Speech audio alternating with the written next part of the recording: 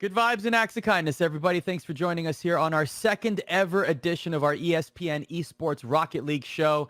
And guess what? We have a name. Thanks to you. You guys all gave in your suggestions. You all voted and you said quick chat. But we can't use quick chat because it's already being used. So shout out to Dazarin on that one, by the way. But we will honor that, of course. And now the show will be called Behind the Wheel. That is the second choice from all of you. And we appreciate that because we want this show to be a collaborative process. We want this to be a one-stop shop for all of you Rocket League fans who can't quite consume all that is going on with the new Season X format and all the games that are going on between the regionals, between the grid, between everything else. You can come here for an hour or so and you can get caught up on everything you need to get caught up on, as well enjoy some power rankings. I'm going to have some guests each week, and of course we can't have a Rocket League show on ESPN Esports without inviting our good buddy Shogun from across the pond in Europe. Shogun, what's going on, buddy? How are you?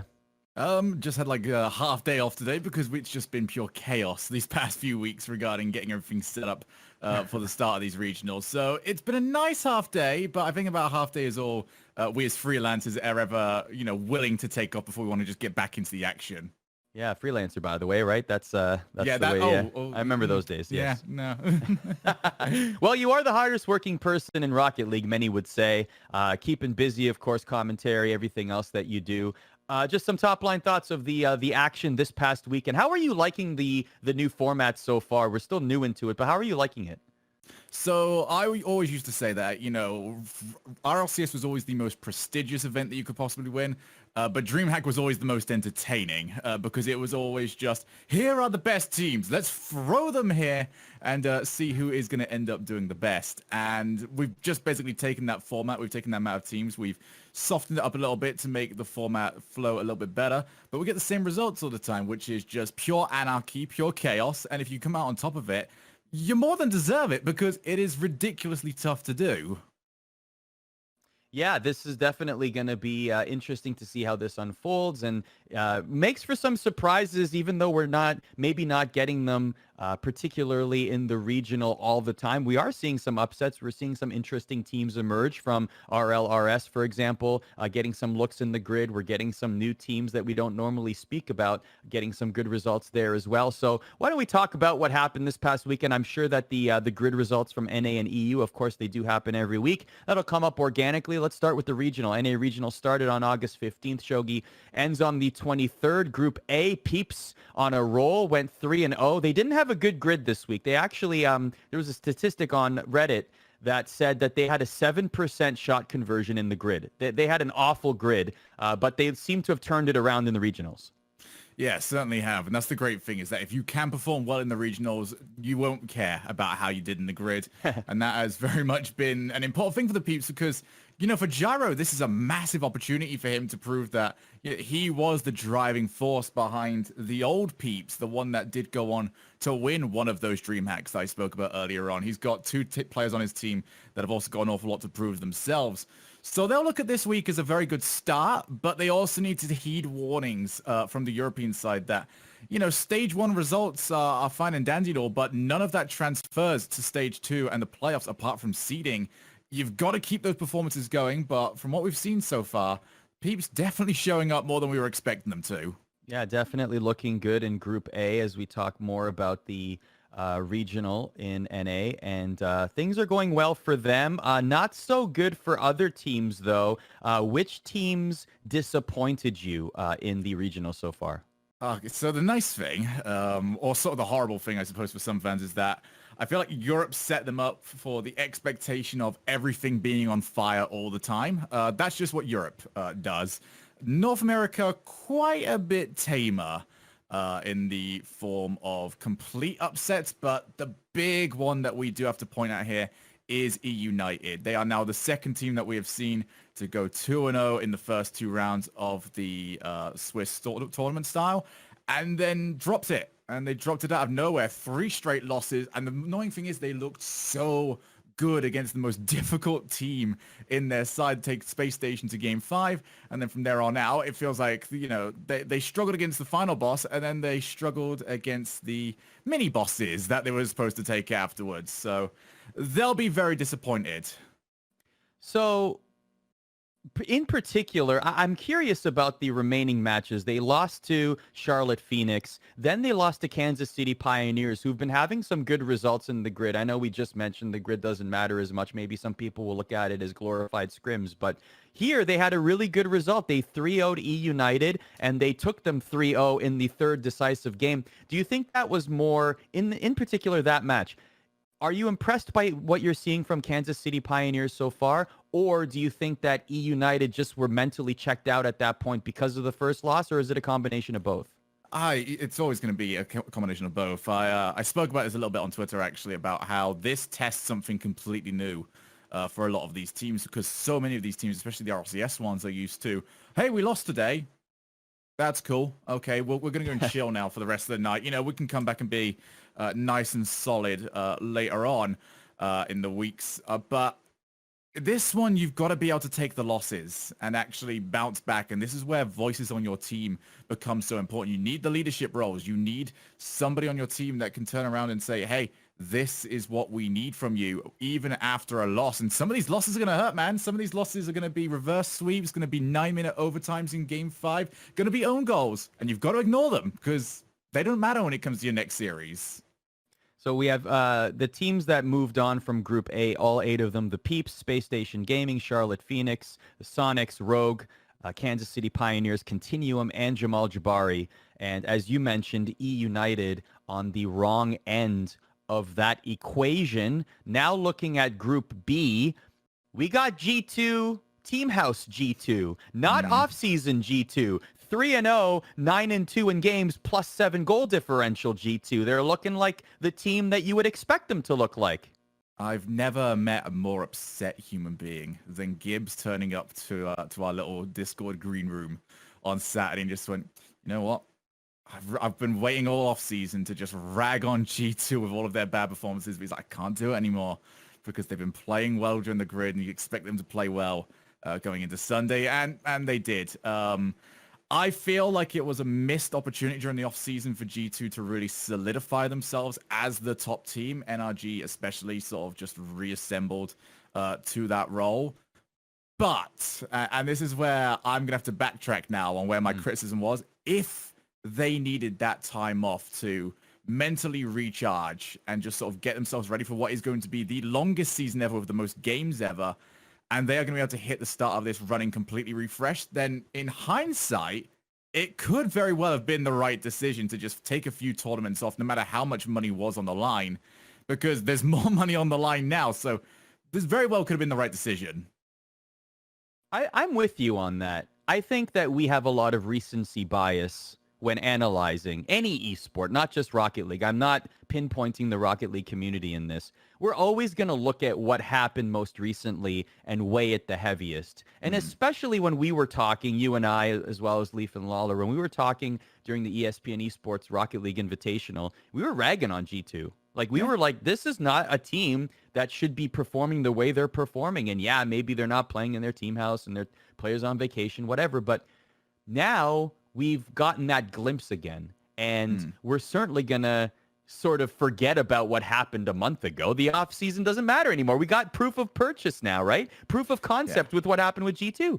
Yeah, it's frustrating for us, especially when we do go to those tournaments, because obviously we're sat there, we want to see the best Rocket League all the time.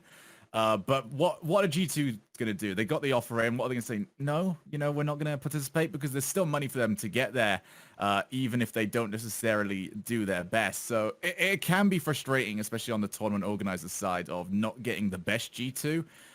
But on their side, they'll be very happy with how they've started. And you are completely right. Recency bias is king. And if they do well in this, let's say they go on to win this regional, we will all completely forget about how awful this offseason was, because it won't matter. Literally, we will say, oh, that seemed like a lifetime ago, didn't it? My goodness, G2 looked fantastic on their way to the regional victory. They did win a grid, by the way, so like they're already on path to. Yeah. I think I'm gonna be the grid apologist of this show. Like, every analyst that comes on is gonna be like, the grid is, forget about the grid, don't worry about the grid, and I'm gonna be like, yeah, I'm kind of watching the grid and liking it. The grid's fantastic. So, I love it. It's fun to watch their streams. Yeah. It's so different. I've already got like a bunch of the other casters' phone numbers ready to go if my team ever beats them, which is Guild, and I'm just gonna phone them up mid-broadcast and see how they take it. Yeah, I love that. I just love the way that some teams have been presenting their games in the grid. It's been a lot of fun. Speaking of recency bias, you may recall in the offseason that Team Envy defeated NRG in the Brawl 10K in a magnificent final. Well, guess what? They had another match. They had another couple matches, actually, but in particular in the regional, they went to 5 games again, and Team Envy once again being in the better end of that. But that was I watched that entire series. It was a lot of fun to watch, a lot to take away from there, some high quality Rocket League there. But it was like, that's like the series that really gets me amped for this format, where I'm like, oh man, we're getting these kind of matches so early and we're going to get to see so many of them. I'm super pumped. It was a great series. Yeah, I've got to agree with that entirely. That was a matchup that we would have been waiting, a whole month for, because that would typically have been at the end of the league play schedule. So we'd been waiting for absolutely ever just to see that one once. The great news for us is we've seen it once. We could possibly see it 2 more times throughout this tournament. That's just within the space of 2 weeks. So that's been really, really good. And yeah, Team Envy continue to just show what they're capable of, honestly. I spoke to Johnny. He said that he wasn't too sure whether or not they are World Championship contenders, but if they keep adding to their game the way they look to be, no reason why they can't. So NRG obviously will come into any season with a lot of hype. And we are still in groups. They exited groups. They're 3-1. not too much analysis, so to speak, but like from the games that you were able to see in their 3-1 run in groups, what did you glean?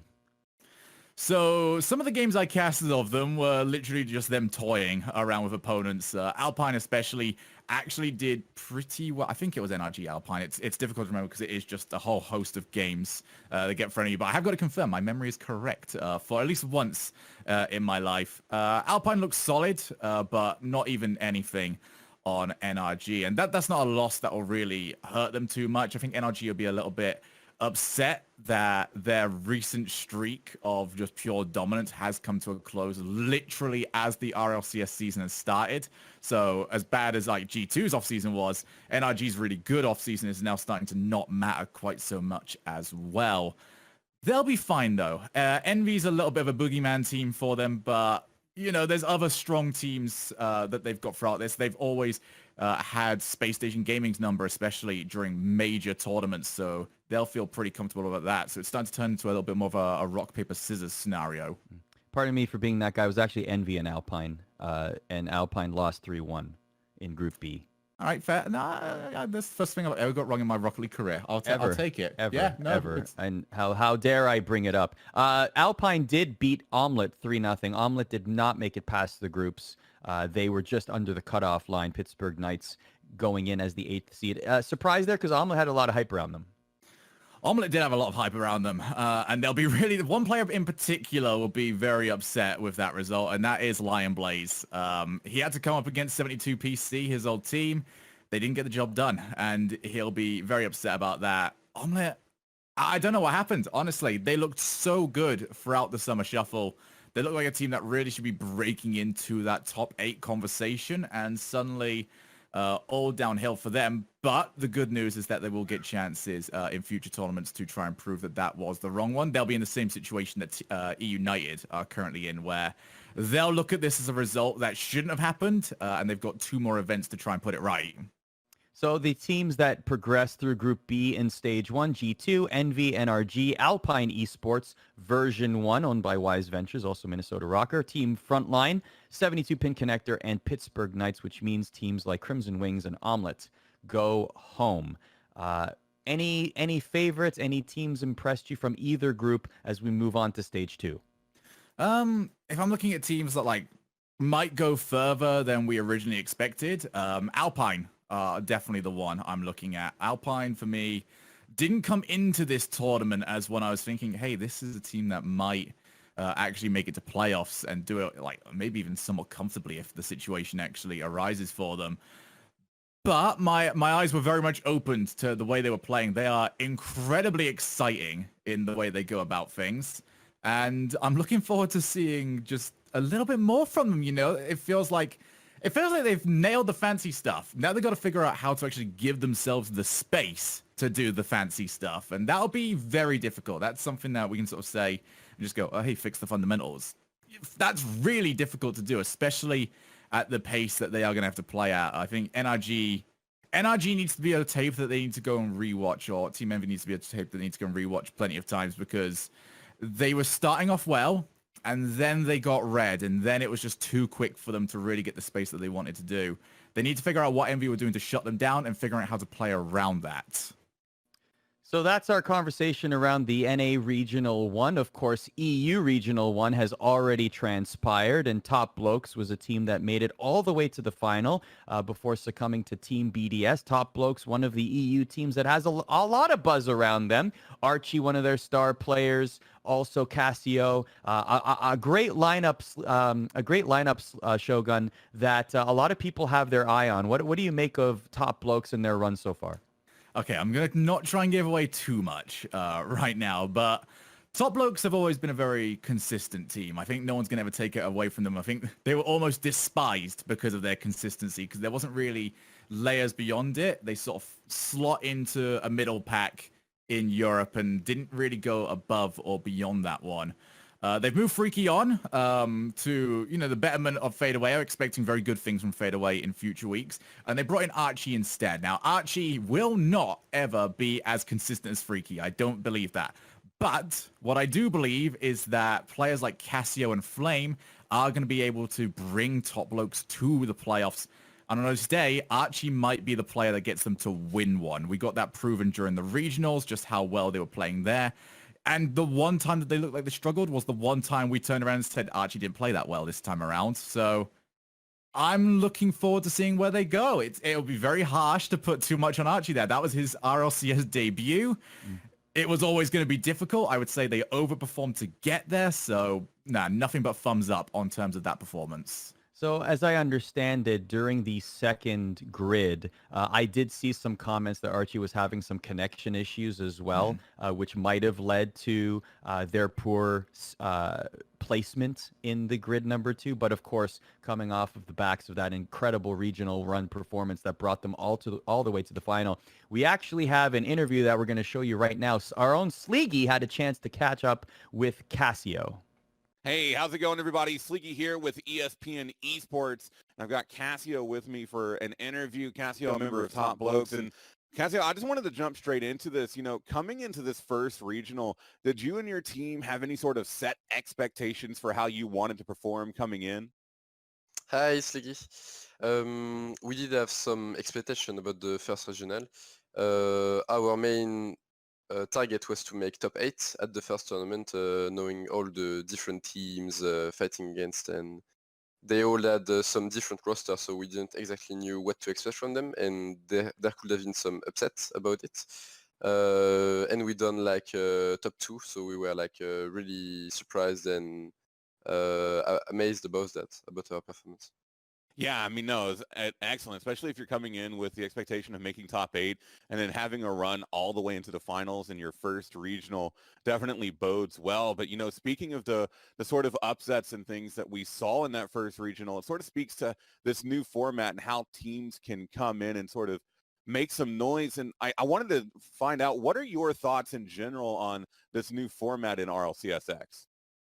Yeah, the new format is pretty open. Everyone can play about it. Like if there is like 3 new star player that prodigy that are gonna play together and are gonna like make results week after week, they could like manage to qualify to LAN, to World Championship.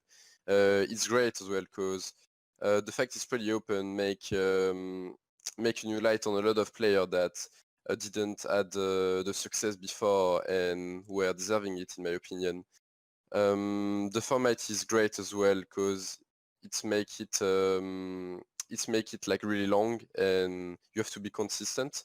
It reward the team that's gonna be consistent, and there is a lot more tournament than before. It's not like based on like a week or 2-week performances, where before it could like define your season if you had like a pretty good week in a double header or if you had a bad one. As well as a pro player, before if you were getting kicked from your team, you will be in trouble because you wouldn't have a spot anymore, and now you can still compete after that. Like it's not the end of the world if you're like changing your team or kicking someone. Like it's more flexible, and that's what I appreciate from the format.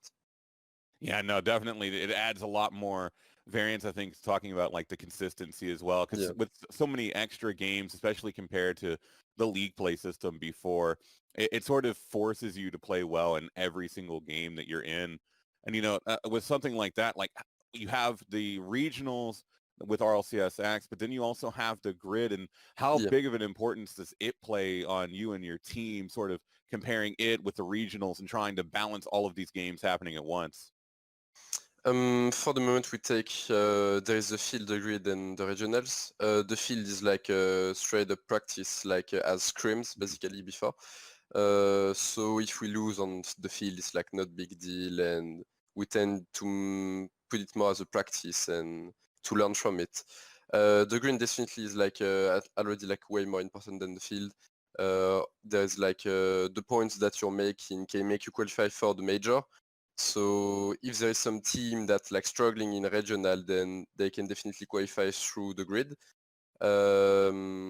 As well, it's like the best part where you can like adjust before like a big tournament like regional and major, where you can like really see how the team are playing under pressure, because there is some. And as well, Yes, that's kind of it.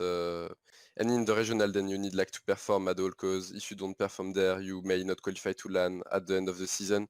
It's pretty important. And as well, the point that you're making from the grid, like there's 30% of the point that get into your seeding. And seeding in Rocket League and in every esport tournament is like pretty important. It makes you like having an easier run to make like semi-final or like quarterfinal. And at the end of the day, sometimes seeding make you more confident as well and make you get further far than if you would have a bad one. Yeah, no, definitely seeding plays a big role. Now it's just it's interesting, right? Because there's all these different games happening at once, and I know some of the fans are they're getting a little overwhelmed. So I imagine as a player, it has that sort of similar aspect. But to sort of touch on something you were mentioning earlier with the sort of different rosters that we're seeing teams coming in, what's one team in EU specifically that you would say you're looking at as one of those teams to beat, or just a team in general that you guys are kind of keeping your eyes on as one of the potential teams that you need to really be on the lookout for? For the moment, it's been BDS Esports. We lose, I think, 3 or 4 times against them. We didn't beat them at any time for the moment. It was quite close on the final of the regional and yesterday on the grid.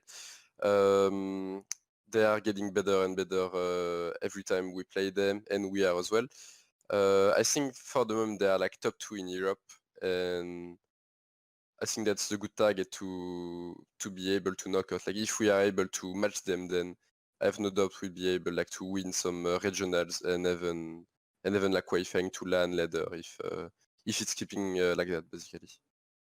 Yeah, and I know they definitely turned some heads with their performance in that first regional as well. But, you know, on the other side of the pond as well, I wanted to get your thoughts of, are there any NA teams that as well that you're sort of looking at? Because, you know, with all these regionals, they'll be very close-knit with the EU community, but then going into those international majors, I imagine you have to have some thoughts of the potential NA teams you might run into.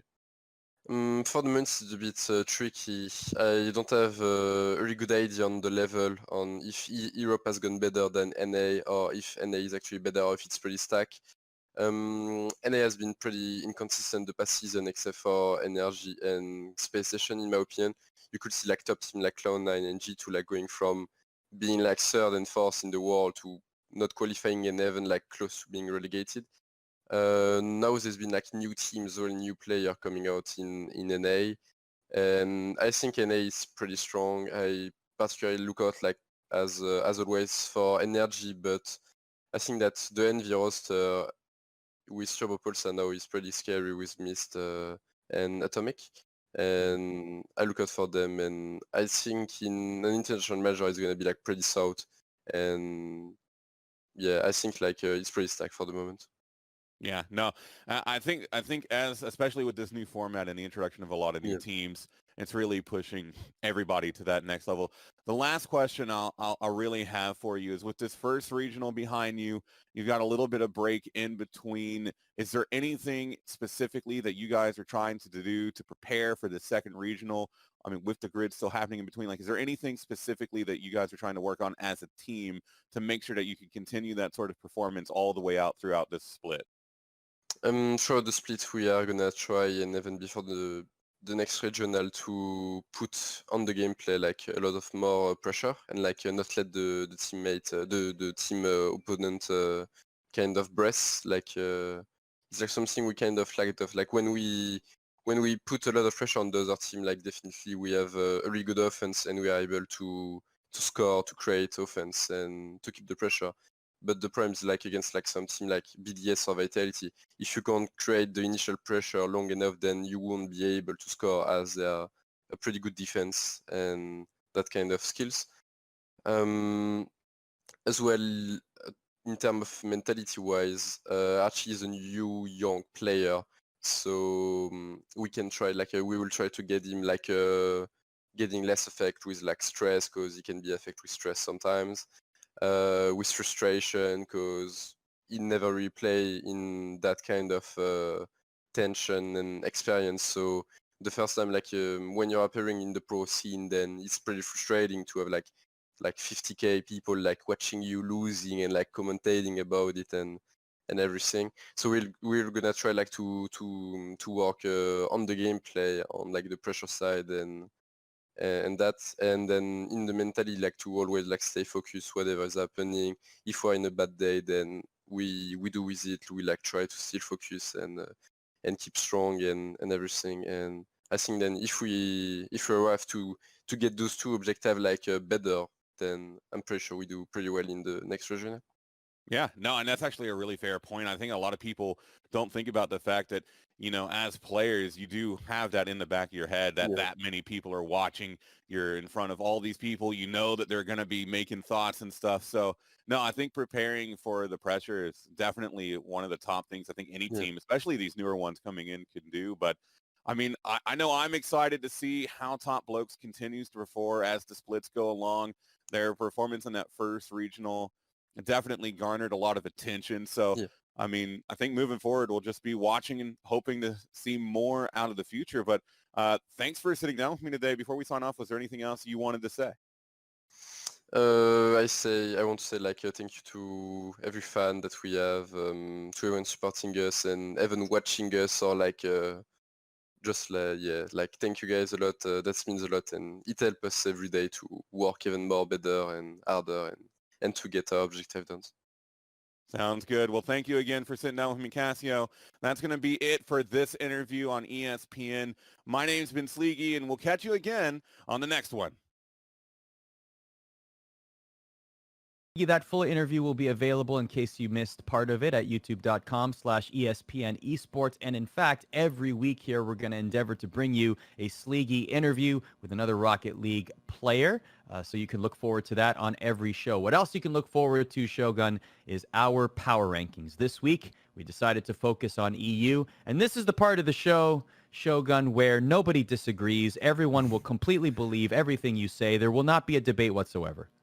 Thanks. Yeah, no, because I got sent the idea of doing this like a few days ago. And I was like, oh, this would be fantastic. It would be great. And then as the day went on, I realized I should never have said yes to this proposition, because this is at least over in North America, you've got like decent amount of like a hierarchy. It's like this team has definitely beat this team this many times. And then you look at Europe and you just go, okay, so, you know, this team beat this team. But then they lost to them like 2 days later and they're just sort of tied up at the moment. So absolute nightmare. You're going to be very, very angry with me this one, everyone at home. But my list. Listen. Not to put any pressure on the situation, but in our pre-production meeting, you did say, quote, 1 through 5 is inarguable. 1 through 5 is perfect. All right, 1 through 5. Anyone disagrees with it, subjectively, you're wrong. And I don't know how you managed that, but you did it well. All right, so this is what we're going to do. We're going to go 5 through 1 and then show you 6 to 10. So let's start with number 5, Shogun. Who do you have there?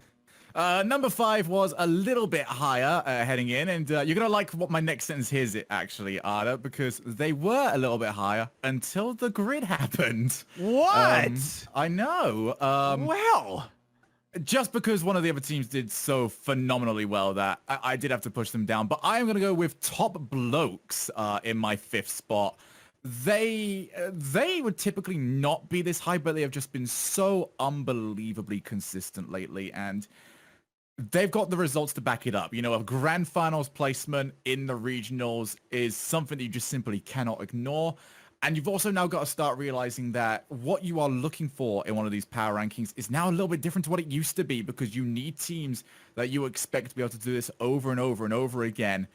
Top Blokes one of those teams. Top Blokes will be playing 6 out of 10 on a day, but because they play so well and have so much fundamental skill on their side, they don't need to have a 10 out of 10 day to get through to stage 2. They might need to play a little bit better to get to the playoffs, but they're one of those teams that their play style and their way of going about things is perfect for this new regional playoff style.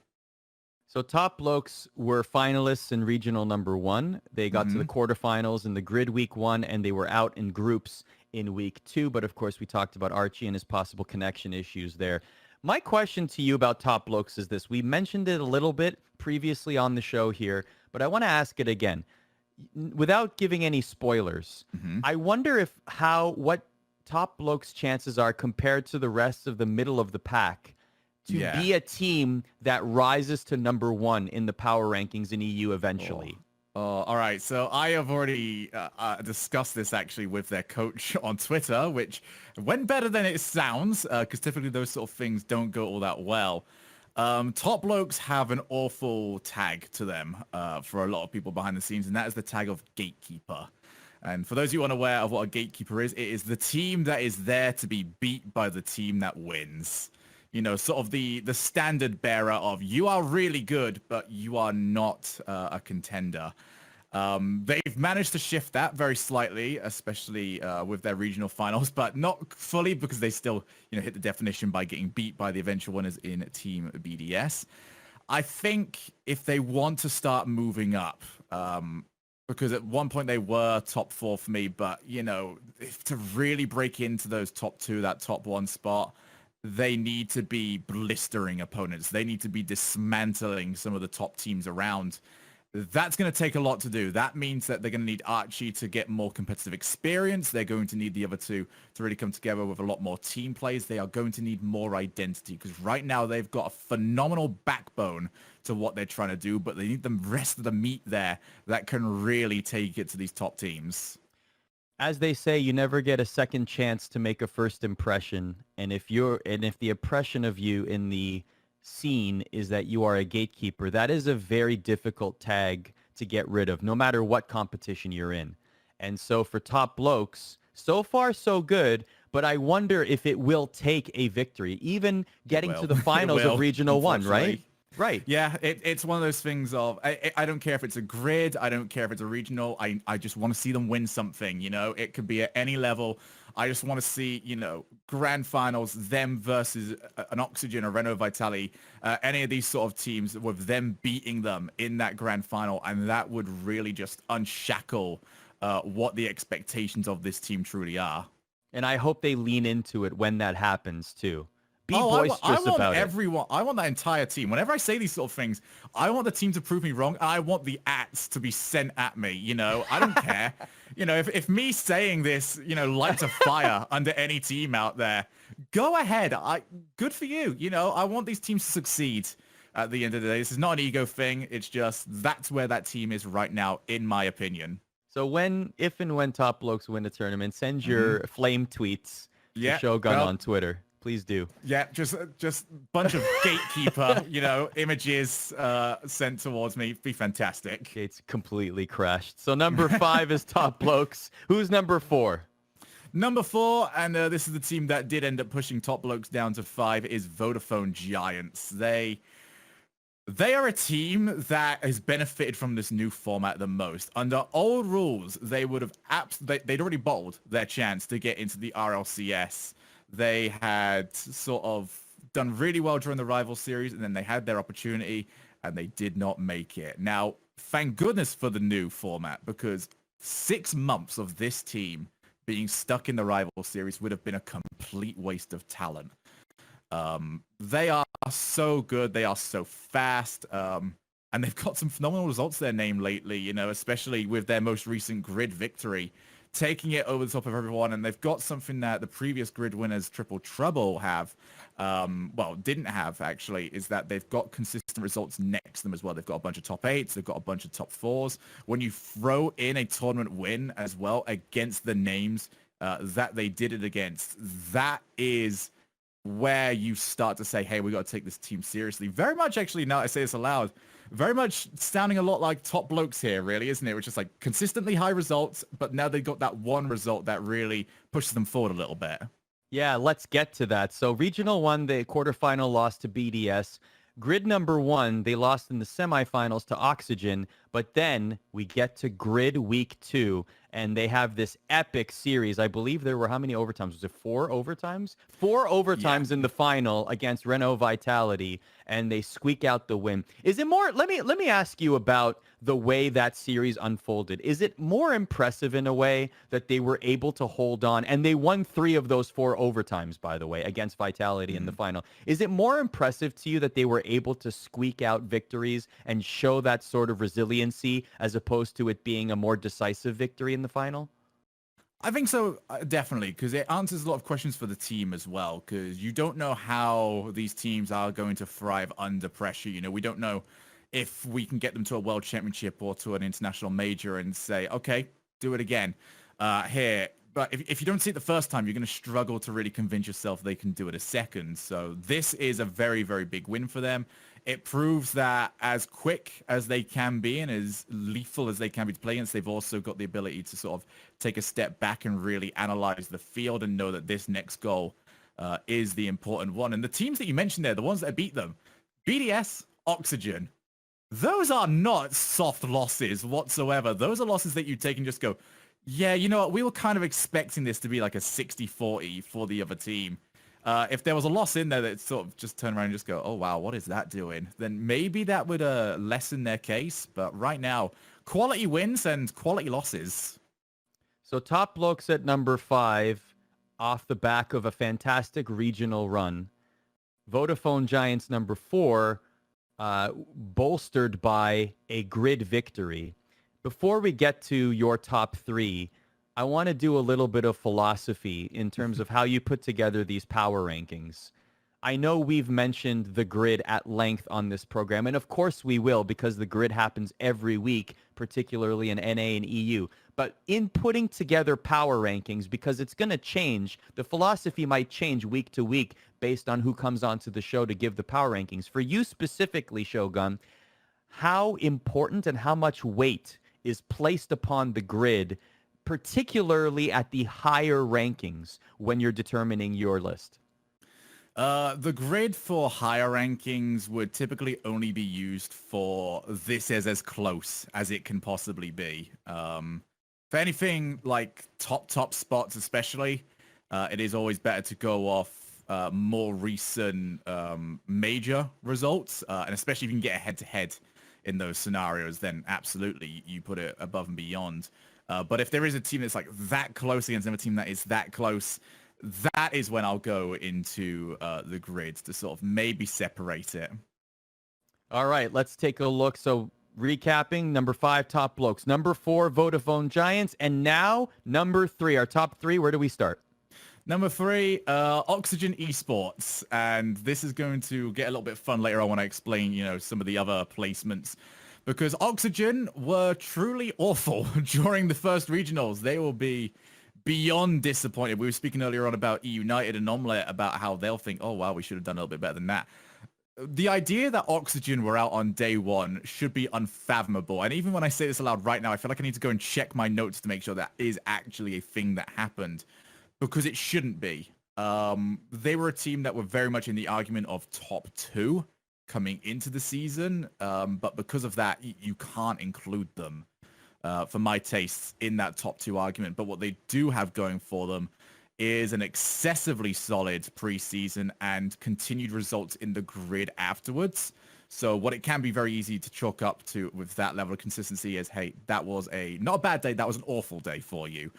But they happen. Anything beyond that, though, you can definitely see them tumbling a lot more. So Oxygen, of course, the brand at least new to Rocket League, and a little bit of a merger there between some of the Reciprocity boys. And so, like you said, not the best regional. They were out in stage 1. They had a 17th to 22nd placement in terms of point calculation. Grid number 1, they lost in the final in Game 7 with 3 OT games, 2 triple trouble.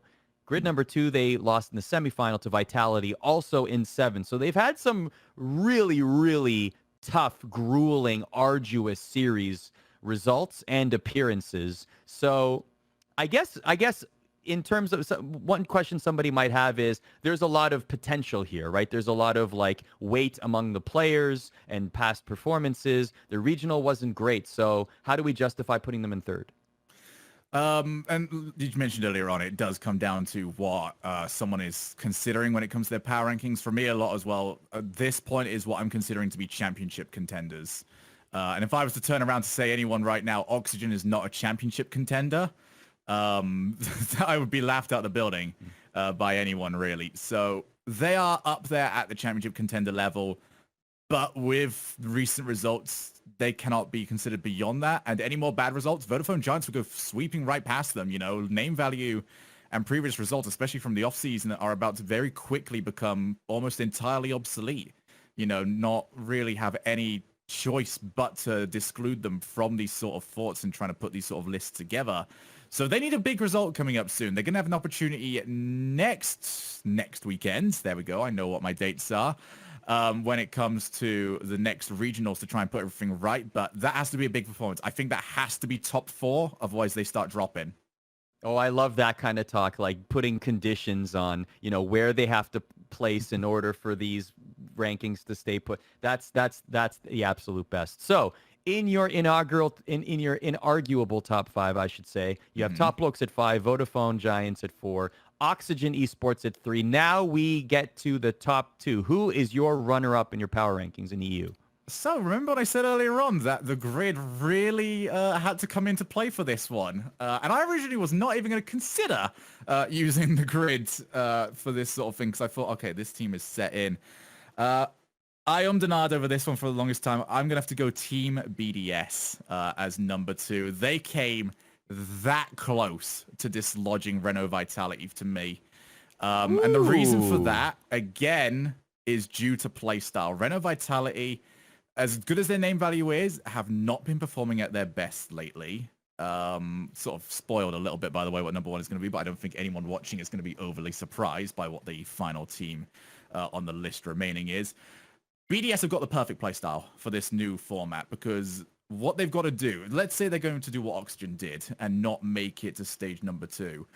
They have got to be outpaced and outplayed by these 16 to 32 teams. And a lot of these teams are very much happy to sit back. They're very happy to wait for mistakes. Very little team identity really there. Now, some teams get caught out by that. Some teams have been caught out by that. But you put that bim bam style of Team BDS against any of these and say, hey, are you going to be able to deal with the sheer suffocating force of this team coming through, hitting the ball for your backboard, taking out your goalkeeper, stealing all your boost? You know, what mistake can you really capitalize on when you're sat there with a card that's barely moving and has got nothing in there whilst they are piling the pressure on? BDS's stock through this style is so much higher than it would have been maybe during a league play season. They'll be so happy with this, plus a regional win to their name. Just the fact that we didn't get the follow-up performance in the previous grid is all that prevented them from me moving them up to number 1. But again, and you said that you like win conditions for these sort of things. They outperform, maybe not next week. I don't think the next grid will really have the same weight of it with another regional coming up. But if they can outperform Renault Vitality in the next regional, this could sound very different next time. Can I give you some hypotheticals? Sure. Okay. Let's see how broken my logic was. Well, no, I actually want to see how close you put these teams in terms of 1 and 2. So, spoiler, Shogun's number 1 is Renault Vitality. I know. You mentioned it already, so that's why I'm saying it. So here are the recent results for both teams. BDS won the regional, like you said. They beat Top Blokes in the final. They got to the semifinal in grid number 1, quarterfinal in grid number 2. Renault Vitality, who many people consider to still be, you know, among the best in the world, if not the best in the world. Regional 1, they made the semifinal. Grid number 1, they made the quarterfinal, and grid 2, they made the final. It was a 7-game series, 4 overtimes. They lost to Giants. We mentioned it already. There's the top 5 you see on your screen. Let's play a little hypothetical, Shogun. Let's say Renault Vitality did not make the final in grid 2. Let's say they had a poor showing in grid 2. Let's say they were out in the quarterfinal, maybe even earlier than that. Would your decision have remained the same? Depends on where BDS are in comparison. If they were out quarterfinal and BDS made finals, yes. I think that would have shown a level of consistency that, and it might honestly have just been that day that, you know how you sort of say Saturday I've got this team here, Sunday this team's here, and then Monday it might switch over again. But for that moment, Vitality would just not have had the results compared to BDS lately, and they wouldn't have had the performances either, because we've been saying the sentence an awful lot of Vitality looked good, but we know they can play better. And I feel like I've repeated that sentence a little bit too much lately, where you start to not believe it quite as much as you did when you first ended up saying it. For BDS, they have been very consistent in comparison. So, like I said, it is that close. And the fact that Vitality did outperform BDS in the most recent grid made it a lot easier to place them at number 1. Pilgor RL in chat says Vitality still looking competitive and going deep into every tournament, not ready to dethrone them yet. And I think that's a good point. A quarterfinal appearance, semifinal appearance, and a final appearance in the 3 tournaments, including the semifinal and regional 1, is nothing to scoff at. And really the reason you would look poorly upon it is only because of the cachet that comes with Vitality when talking about them today. Yeah, they would have come into this tournament number 1 in everyone's books, with Oxygen just behind them in number 2. They haven't won anything between the 3 parts of this tournament that they have been in so far, which they will want to fix very soon, because as that person did mention, you don't want to dislodge them yet, but that's the number 1 spot. That's your winner spot right there. It needs winning performances to go along with it, and right now BDS do have maybe even a little bit more of a claim to that sort of winning spot compared to them. So I would say if we were basing this entirely on RLCS performances, BDS might actually have them toppled at this moment. Maybe even Vodafone Giants might be quite close to them as well, not quite overtaking them. But bringing in preseason as well, with the sort of weight that still holds and how good Vitality were during the preseason, that's what's holding them in number 1. Yeah, and honestly, we're still so early into the season that you have to put weight there. If this was, say, 3 months from now, that preseason weight is obviously going to diminish every single week we get more results, right? So this seems like a very, very fair and some would say inarguable list in the top 5. Now, the arguments... Who that person would be. Yeah, who on earth would say that? I have no idea. Now, where the arguments might begin is 6 through 10. Let's take a look at how you ranked. Happening. How did you rank 6 through 10, Shogi? Tell us. I don't know. I threw something at a wall and hoped that it would stick. Okay. Oh, goodness. I ummed and ahed over this list for the longest possible time. And I feel like there's a couple of... I think we more need to address the teams that didn't make this more than ended up actually doing so. In particular, I think you need to speak to GC in disguise, because he's been talking up Barcelona in the chat for the last several minutes. And as you can see, Barcelona not in the top 10. Barca managed to go from top 4 for me in this coming in. Like, if you asked me 2 weeks ago, Barcelona easily would have been top 4. What I would say to that lad is, have you seen the state of their results lately? This last 2 weeks, I think they've got a win.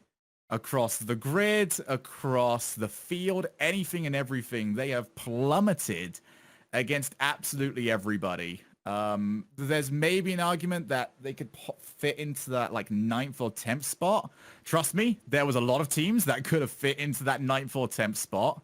But I just couldn't bring myself to do it. It was power rankings based on right now, and I think Barcelona have done an awful lot of damage to themselves in terms of what we thought they were capable of, especially considering how good they were during the first stage. Now, what I am terrified about is the messages I'm going to be getting later on from Guild, because I'm supposed to be doing their grid stuff, and I haven't put them into the top 10. But, you know, I'll deal with that bridge when I get to it. I will say that Barcelona have 1 series win in their last 11.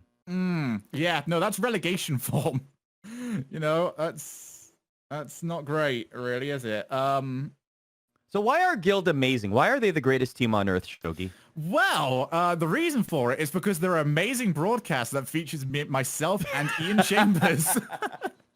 It's not the players, it's the broadcast. Got it. It's the casters. Oh, Got it.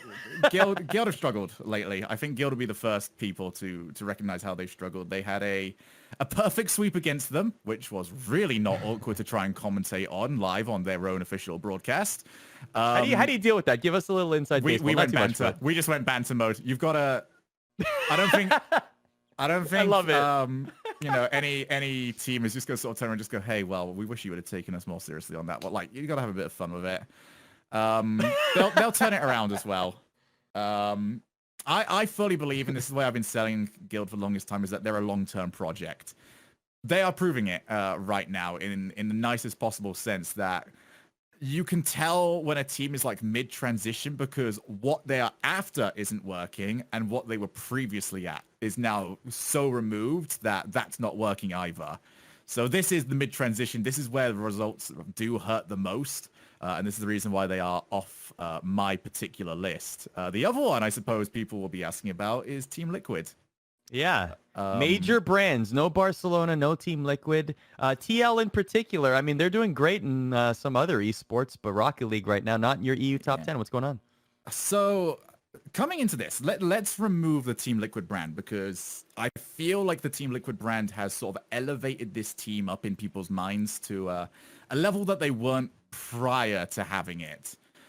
Prior to it, they were a 5th or 6th team. And then once they got it, I think people were treating them like they were a top 4 one, which hasn't necessarily been something that's been proven so far. They got a 2nd place in the Euro Cup. They got a couple of wins against Renault Vitality, which would have been worth a lot bigger shout. But now that teams are playing so often, there's quite a few teams now that have got wins against Renault Vitality. So that's no longer the bargaining chip that it once was. They've had decent results in the grid, but that dropping out in the first stage of the regional is the big hurt for them because they opened up the floodgates. This isn't even necessarily me saying that these teams above them, if they play against them, I'm going to pick them over Team Liquid. It is their lack of performance at that stage opened up the chance for a team like Magnifico to really get a shout to come onto these sort of lists because if they perform, they automatically take up that sort of spot. You know, we can start seeing some of those bottom 3 start to drop out a little bit more, but without it, it was less a case of Team Liquid not performing and more a case of other teams getting a chance to showcase what they can do. So they didn't have a fantastic showing in the EU Regional Event 1 in Stage 1. They've had some pretty decent results playing in the field, which is the first time we're mentioning the field, which just goes to show you how much that would factor into power rankings, also given the fact that Team Liquid are not in the top 10. But they did have 2 victories in the grid week 2, one of them against Dignitas, who are in your top 10. So they do have at least something going on there. But that's a really good point that you made there, though, is when you have a top-tier esports organization, right? No matter what esport it is, but here focusing on Rocket League, they're going to have more attention on them inherently because they will be seen as a favorite, a giant, a titan, no matter what, because they have that giant marketing power and presumably economy behind them, as opposed to an up-and-coming team that will have that darling underdog vibe to them, especially in Rocket League where so many of those stories exist. Yeah, and again, I'm going to reiterate that this is not me saying this team beats this team if they play right now. This is me saying this is what we've seen over the past 2 weeks. I fully expect Team Liquid to turn it around, and I fully expect them to start breaking back into that top 6 sooner rather than later. But as of right now, these are the teams that have had the better performances up to this point. And if you were to put them against each other, I might even still say Team Liquid would get the win. But results aren't there right now, and a stage 1 drop really does hurt. I think I'm going to pull the comparison to it between before you can here, Arda, because I'm sure you've noticed it, which is, well, why isn't Oxygen lower? Really, it's difficult to sort of explain that. I think Oxygen are still very difficult to argue that they are not a championship contender. Team Liquid didn't get the chance to really prove that just yet during the off-season, so that's why they drop a little bit more. My next question for you regarding Barcelona is, how much did them not making your Rocket League top 10 was factored due to the fact that they got trounced by Bayern this weekend in soccer? I actually sent a list over prior to that one, but wow, I wasn't watching that one live, actually. It was one of those ones where you're sort of doing something, and then you check Twitter, and you know how Twitter's on the right-hand side, it's got like a little news thing. You just go, wait, what? That's not real, is it? And then that's when you start fully going through it. So yeah, rough week here for the Barca org. Shout out to proud Canadian Alphonso Davies, however, doing great things on the pitch. Anyway, as we move on here, this is where I'm going to ask you in Twitch chat to throw some questions in, whether they're Rocket League related or not. Got questions for Shogun. I've been got ignoring questions Twitch chat for the last I don't know how long. I was scared. several years. Yeah. Throw your questions in Twitch chat. What we're going to do right now is we're going to introduce a segment that a couple of people had actually asked for. So this is a collaborative process for those just joining us before the start of the show here. We want you to suggest segments, whether it's on Reddit, whether it's on Twitter at ESPN_esports, or even in Twitch chat during the show. We want this to be a great show for the Rocket League community and also a one-stop shop. If you happen to not be able to watch everything over the weekend, this is where you can get caught up on everything and also enjoy some power rankings. So if you have any suggestions, any thoughts, much like how we named the show Behind the Wheel, please feel free to throw them in Twitch chat or Reddit or Twitter at ESPN_esports.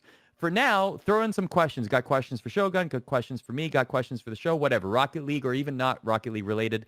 Throw them into the chat. We're going to introduce a new segment right now that you'll be able to watch. While you do that, it is called our ESPN Esports Top 10 for Rocket League. Enjoy. Yukio move across there, VP transition to Eurus and Dignitas are building. That ball's a bit loose here. You want the ball sent down far and ideally with a bit of holding possession, and Fruity, the daddy off the field, even show the old-timer VP where to stick the ball, and Yukio, was he looking to kiss a hug? What was that defense? All right, they're gonna try and waste time. Nice. We win that? Come on. All right. Yes. Yes. Okay, come on. Come on, over under here. 5 seconds. Uh-oh. No, it's fine. Hold on, open! I believe! Wow, Yes, let's you do! Come go! on! Let's go! Are you kidding me? Are you kidding me? We keep it Are up! you kidding me? We get those! Are you Let's kidding me? go! Are you kidding Let's me? go! Magic Bear comes in and takes it off him, and that's not good enough. It's just going to fall right into Mist's path, and he can slam that clear. And the knock-ons in midfield have been effective for both teams. They're, tracking the ball down quite well whenever it's self-cleared. That's the complete scramble for Envy. All three players are up in the air. Nobody can get the follow-up shot. Magic Bear puts them ahead by 1 goal again with 10 seconds to go. That is just the worst possible solution for Team Envy to deal with that. Full credit, though, to Magic Bear. He could not have placed that shot any better. Barcelona anota el gol del empate. Vamos a ver, Itachi controlando, tiene que levantarla, ha conseguido darle un poquito de altura a los tres jugadores de Vodafone Giants. Bueno, de hecho eran dos situados en el interior de la portería. Cuidado porque Ronaki no la deja caer. Vamos a ver el pase porque podría ser bastante bueno. No es que consigue sacarla. Vamos a ver el lanzamiento de Divo. Juega con el tablero de Ronaki. ¡No me lo puedo creer! ¡Mira eso, Machu! ¡Eso está dentro! ¡Eso está dentro! I don't think they've registered more than one shot on net in the last 3 minutes. But finally, they have an extended stay in the blue half, but it's short-lived. The Scrub Killer and Tho head towards the net! And Demo Derby for Tho and Scrub Killer. Guild Esports qualify for the final bracket. Oh, what a play by Tho. He actually jumped up to try and go for the shot, but then he flew back down for the demo. Que ya se reposiciona. Ay, vaya bumperito, le acaban de dar a todos. State, que comienza a elevarse. Vamos a ver el toquecito por parte de State. Al flipper set. Podría ser bueno, pero va demasiado lento. La va a salvar Felipe Mochu. La salva Felipe, Zamuel que se la puede prolongar. Está Tox esperándole. Está Tox esperándole. ¡Gol! ¡Gol! ¡Gol! ¡Dale Tox! ¡Dale Tox! ¡Dale Tox! ¡Gol! ¡Somos campeones! ¡Somos campeones de The Grid 2! ¡Somos campeones! ¡Vámonos! Here, J-Wiz again. PK are just unable to get to midfield. Every time they do, there's no boost. And Adam is scoring off the backboard. What a touch! And I was just about to grill Nefarious for having 2 players miss. And then Adam comes in to hit this nutty double tap. XP tries to slow this one down. Chicago tried to take the ball control, but look at the decision there from Chicago. Immediately going for players the moment he's missed the ball. And oh my gosh. Off the back wall falls and kind of dishes it in. What a play. Ooh, Torment. He's stuck here on the goal line, and he's thinking, nah, man, Rizzo doesn't have that. But he also misreads it. He also thought that ball was going to be bouncing a little bit further out, and he planned to catch it. I mean, K-Dub's aerial shots are very common, but I know, yeah, K-Dub mechanics. There. Oh, wow. Oh, hold that thought. What was this? Alpha just scooped that up from ground level into the top corner. Oh, wow, that might be goal of the day. Oh. How did he have his dodge for that long? That's just something else. Alpha 54. Excuse me. 4-1. Justin wins the challenge, wins a second one. And he wanted his teammates to come in instead. Actually, he takes it by himself. He's over the top of another. He's taken 3 players by himself. Can he go the whole way? Ty will keep it out. And Garrett's not. It's good enough for Justin. Bump shot. Goal. Oh, Justin. He's done it again. It was against Ty, not Tyler in the last game. Now it's against Jacob. Wow. Not only does he bump him out the net, but he steals it with a follow-through of the flip. That's unbelievable. I'm pretty certain we're going to keep this one around. So you can look forward to that every week. We're going to have a top 10 for you. We're also going to have the top 10 power rankings for you. So the show's coming along. It's coming along nicely. We appreciate you being a part of it. Let's get to a couple questions from Twitch chat before we close things out here on our second ever edition, but the first called behind the wheel. Are you ready for these like hard-hitting questions? I'm like holding on to like the edge of these because I knew the moment that I put that out that I was about to get just thrown at me all of the different questions regarding my power rankings. So this could be fun. Actually, they've been pretty kind, actually. The chat has been like pretty timid in terms of how Twitch chat could be in some cases. This one's actually just popped up. This is a good question too from Azul_RL, who says, question for Shogun. How has NRG's recent performances affected their chances to win this regional in your mind? They haven't really. NRG could do anything here, really. As long as they remain in the conversation of like top 4, you think they're going to prove that they can play. NRG have done a fantastic job of sort of reverse engineering their reputation of being just complete bottles when it comes to the big stage. Now you expect them to actually perform on it, especially if they do get themselves to a grand final, because that's where you get to see Justin playing at his very best. So I don't know, man. They would have to play awful for me to start saying, oh, you know, they're not going to be at least a finalist, if not a winner of the entire thing. And even then, it would have to be a sustained level of awful. Like one tournament, they've earned the equity for us to say one bad tournament performance would simply be a blip, right? Yeah, I think you got to remember as well, we have seen NRG throughout the old style go 4-3 throughout a season. And then we go, oh no, NRG, they're not playing for, they're regional champions.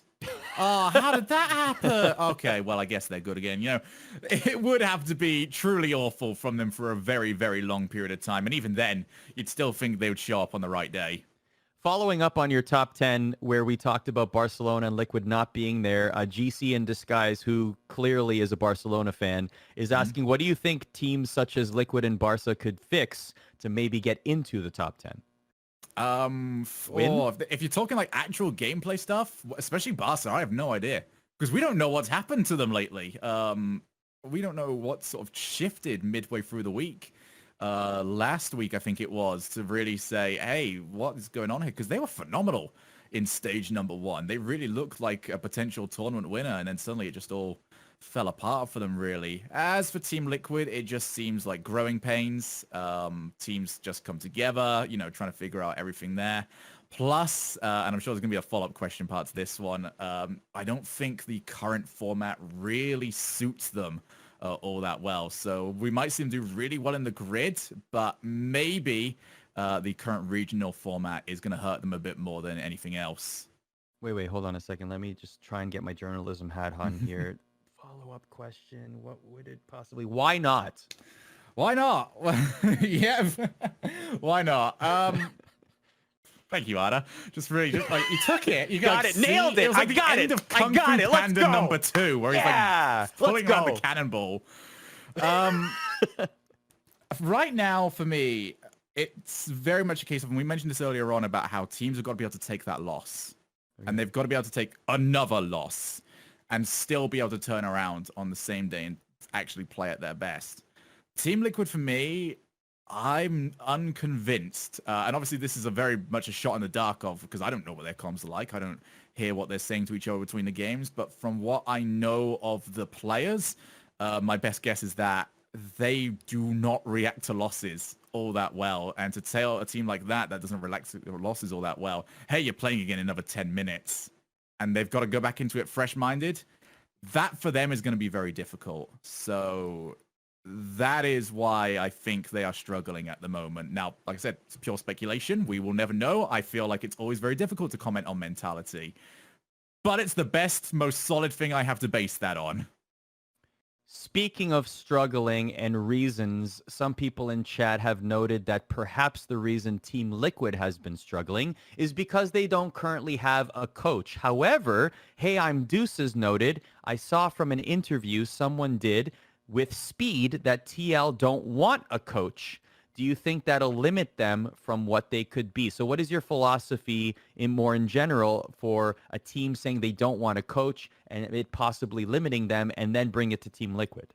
So from what I think the quote was from Speed, that they are looking for one, but they hadn't found one that they thought had the right qualities, and the ones that they did find with the right qualities were asking for too much money. Okay. So they need to sort of satisfy both that criteria. As much as I think they need the right voice in there to try and turn around those days where they are playing not necessarily to their best and they are taking the losses on, again, turning them around and getting them ready to play again. You need the right person for it. You can't panic. From the world of sports, we've seen loads of times people just spending so much money on something that they think that they absolutely need. And it ends up being, well, one, now you're overpaying for something that isn't performing to the level that you want it to. So it is a pressing need, but it's not so pressing that they can just afford to just throw away money at the problem. So the simpler issue to all of this, and what I would say, is just win. They haven't got to deal with the issue where they lose twice and have to try and turn around. Just go 3-0, easy. Just go 3-0. Just go 3-0. That's winning solves everything. Yeah. Right? Yeah, no sort of mentality questioning right there. You're winning, you're all happy, all good to go. Last question here. This one's from Hipster1298. This is like a very, very, very probably way too early question, but that's what we love here on the show. So which teams do you predict will make the international major from EU and NA? You might not have seen it. The panic mode just went in. You're like, what? Right now, we don't know how the international major is going to look just yet. So I actually, straight up, when you said this was too early of a question, names. Let's it just is too early for a question. NRG, 100%. Yep, Renault Vitality, lock it in now. Okay, place your bets now. Renault Vitality. And you know what? Here's one, Shogun. Top Blokes, number 5 in your power rankings now. They're making it. Book it now. Yeah, it's Stumpy happening. Goblin will be so happy. Stumpy's now got them predicted forever to go on to win it. Yeah, we don't know how things like that are going to look at the moment. So I suppose we'll see as and when. Like I said, it's a fun time at the moment with the whole world being as it currently is. But Psyonix are doing their best to try and cater to it, and I'm sure we'll find out something soon enough. Yeah, listen, I mean, let's end on this. That's a good point. We have to give credit to the orgs and the tournament organizers, the developers, etc., for even trying to put on a Herculean task of putting on a league online like they have been across all esports, and Rocket League included. So this is not a light lift, people, right? Like, I know that you've heard this a lot since, March, when we've been talking about online leagues returning. Still, credit where credit is due, because this is very, very difficult to do. So Psyonix is doing a great job, especially with a new format still during a pandemic. So yeah, it has been ridiculous. Like, they've done phenomenal. I would say to people watching at home, the way we treat as analysts for the players online results very differently to how we expect them to be playing at live events. You should be treating production very much the same way. It is not easy to do with everyone over Skype, Discord, TeamSpeak, whatever they need to use to actually try and coordinate all of these things. So it is hard for everyone involved, but they've done a phenomenal job putting them together. So yeah, hands off to them. Hats off. Hands off would be very difficult to play the game if that were the case. I think it's hats off.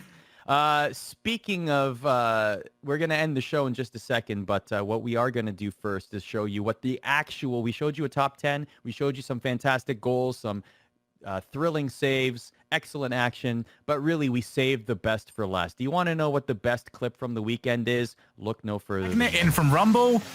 I don't know what on earth is going on, but the good news is that they can reset, and we... I like the pillow. So, I was actually, that pillow you got, I was actually planning on getting something. I didn't think about the sequin. Collective IQ is through the roof. That's a big chance for Kronovi. That's the goal that'll put Rogue 2 up. Love the positioning of the far post from Crow. Turn 0 saw where he was and just smashed it across to him.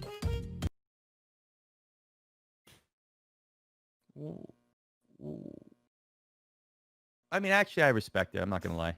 I respect it. That green room gets real weird sometimes. Man wants a pillow. Yeah, no, good on him. It's just comfort, man. It's just comfort. We're sat here all day. You know, these chairs, they're good. They're good for it, but you need a bit of lumbar support on occasion. Yeah, you do. You do. Chat, will you buy a satin pillow? Let us know.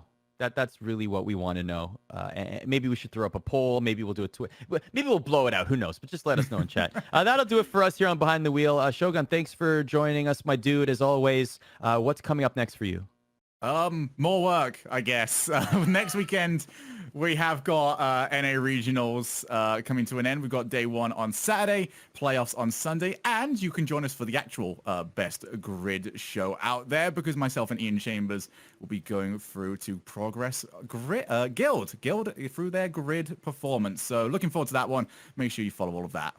Well, thank you very much, everybody, for joining us here on ESPN Esports Behind the Pillow. We'll catch you next week.